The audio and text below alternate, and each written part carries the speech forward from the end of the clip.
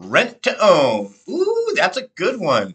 So, what do you guys think about rent to own? Do you think that renting a house until you can afford to buy it is a good idea or not?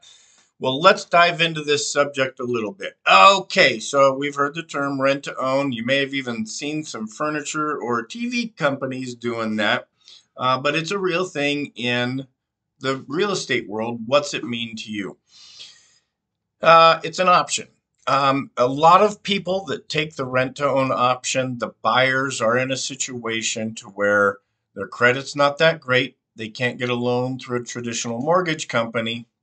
And so they have an owner of a house that is looking to sell that house and they make an agreement with it. Typically, that involves a large down payment up front, and you might even have some higher monthly payments in the meantime to absorb some of the costs of purchasing the home. Here's a couple problems that you get. It sounds really good, and it like I'm all about buying houses.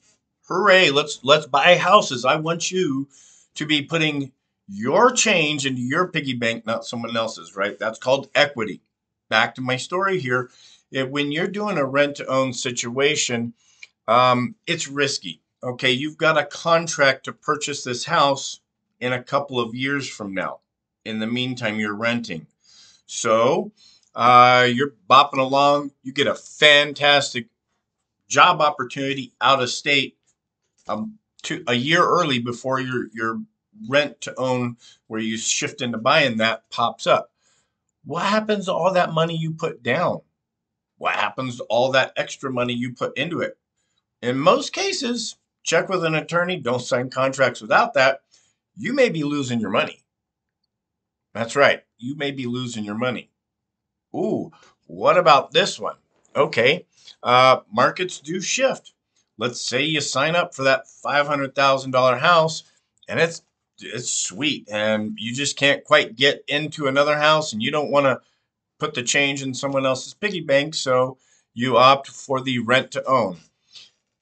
The market shifts, and in 2 years, your $500,000 house has gone down to $450,000 house. You're contractually obligated to buy that house or leave the money that you've already invested into it. You see what I'm saying here? So, rent to owns. I'm not knocking it. It's a product that helps some people. I've seen some people be helped from the bottoms to the tops. I will say though, if you don't understand it and you get into that, you are taking a lot of risks. So, be very careful.